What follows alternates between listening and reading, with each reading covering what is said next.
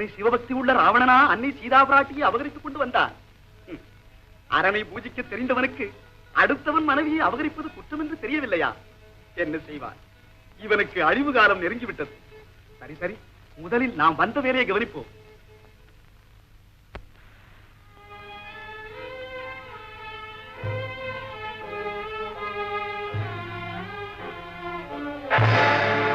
ஐயோ, ஐயன் சொல்லி அனுப்பிய அடையாளங்கள் அனைத்தும் உள்ள மங்கை ஒருத்தி மஞ்சத்திலே ராவணனுடன் பயணித்துக் கொண்டிருக்கிறாளே, என்ன குறக்காட்சி இது! எப்படி இதை ஐயனிடம் சொல்வது? இப்படியே இவர்கள் இருவரையும் கொன்று பழி தீர்த்து விட்டு நாமும் உயிரை மாய்த்துக் கொண்டாலே. இன்று உனக்கு அந்தப்புறத்து காவலோ? ஆமா அம்பிகா, அந்த ராமனின் தாரமான சீதையை நாம் இலங்கேஸ்வரர் அசோக வனத்திலே கொண்டு வந்து வைத்து அடிக்கடி அங்கு சென்று காதல் வார்த்தை பேசி வந்தாலும் மனைவி என்ற பாசம் மட்டும் நாம் மண்டோதரி தேவியை விட்டு இன்னும் அகலவே இல்லை. அது என்னமோ உண்மையான பேச்சுதான். இன்று கூட ராவணேஸ்வரனும் மண்டோதரி தேவியாரும் இரவு நெடுநேரம் வரை பேசிக் கொண்டிருந்து விட்டு இப்போதுதான் கண்ணே இருந்தார்கள். ராவணன் மனைவி மண்டோதரியா இந்த அம்மையார்? அடடா, அறியாத்தனமாய் ஆத்திரத்தில் ஏதோ முடிவு கட்டி வீண் பரியை சுமக்கவிருந்தேன். அசோகவனத்தில் சீதா பிராட்டியா? தெரிந்து கொண்டேன் அன்னை இருக்கும் இடத்தை. இனி சந்தித்து விடுவேன் விரைவில். சீதா, சீதா, சீதா, எங்கே போகிறாய்? எங்கே போகிறாய் சீதா? சுவாமி, என்ன இது? இன்று உறக்கத்தில் கூட பிதட்டல். ஒன்றுமில்லை மண்டோதரி, ஒன்றுமில்லை. இலங்கையாளம் கொற்றவராக இல்லை நீங்கள் இப்போது. குழந்தையாக இருக்கிறீர்கள் சுவாமி, குழந்தையாக இருக்கிறீர்கள். சீதா, அனைவரும் கண்ணையர்ந்து விட்டனர். ஆவி போக்கிக் கொள்வதற்கேற்ற சமயம். ஐயன் வருவார் என்று கனவு காணாதே. சாந்தி தேவை என்றால் சாவை நாடு.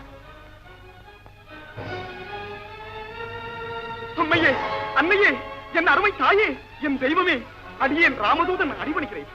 என்ன? யாரது? உங்களை பிரிந்து மனம் உருகிக் கொண்டிருக்கும் உத்தமரின் ஊழியன் நான். ஆஞ்சநேயன் என் பெயர். அனுமன் என்றும் அழைப்பார்கள் தாயே. அரக்கரின் மாய்கைகளில் எதுவும் ஒன்றும் இல்லை அம்மா, அடியேன் ராமதூதனே தான். என்னை நம்புங்கள்.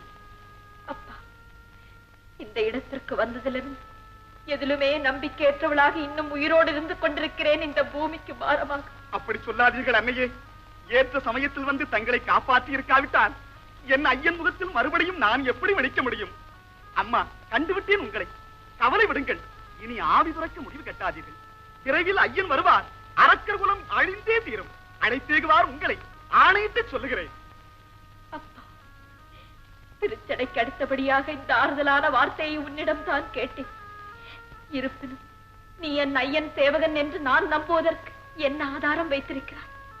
தாயே, இரவு பகல் எந்த நேரத்திலும் அவர் திருநாமத்தையே பூஜிக்கிறேன். அவரை பற்றி உனக்கு என்ன தெரியும்? அதை சொல், பின் நம்புகிறேன். தாங்கள் இப்படி நம்ப மாட்டீர்கள் என்று எண்ணியே ஐயன் தன் வாழ்க்கை பகுதியில் நடந்த சில சம்பவங்களை என்னிடம் நினைவுபடுத்த சொன்னார் அன்னையே. என்னப்பா சொன்னார்? அயோத்தியில் ஒரு நாள் நிலாமுற்றத்திலே இரவு நேரத்தில் தாங்களும் ஐயனும் தனிமையில் சம்பாஷித்துக் கொண்டிருந்தீர்களாம். தாங்கள் அவர் கழுத்திலே அணிந்திருந்த ஆபரணங்களை கலத்தி வைத்துக் கொண்டிருக்கும் போது திடீரென்று ஏதோ சிந்திக்க தொடங்கிவிட்டீர்களாம்.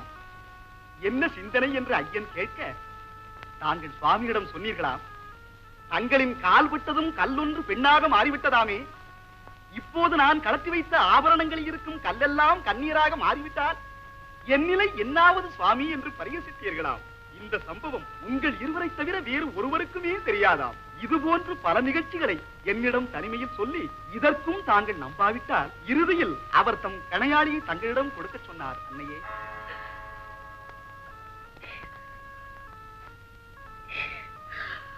ஆஹா, அனுபா, அன்று ஐயன் வில்லை வளைத்து என்னை மாலையிட்டு பின் விஸ்வாமித்ர மகிழ்ச்சி எங்களை வாழ்த்திய போது நான் அடைந்த மகிழ்ச்சி இன்று அடைகிறேன்.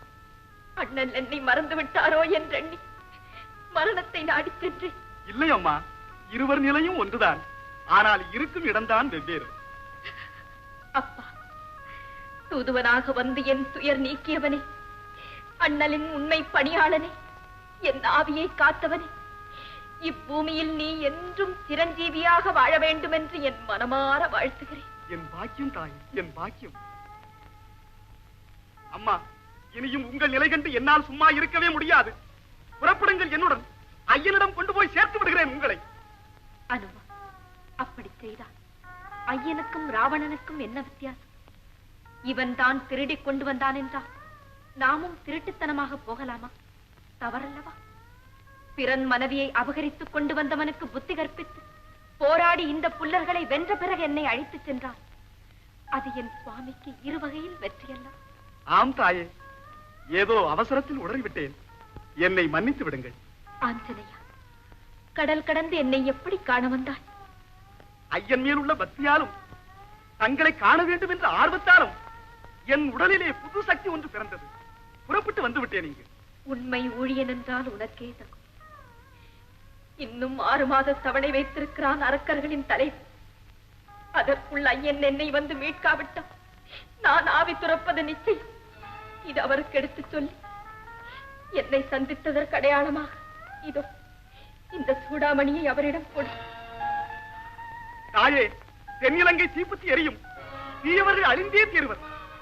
திரும்பவும் நானே வந்து உங்களை அழைத்துச் செல்கிறேன் ஐயனிடம். நல்லதப்பா, எந்த ஆபத்தும் உன்னை அணுகாது. போய் வா. ராம்.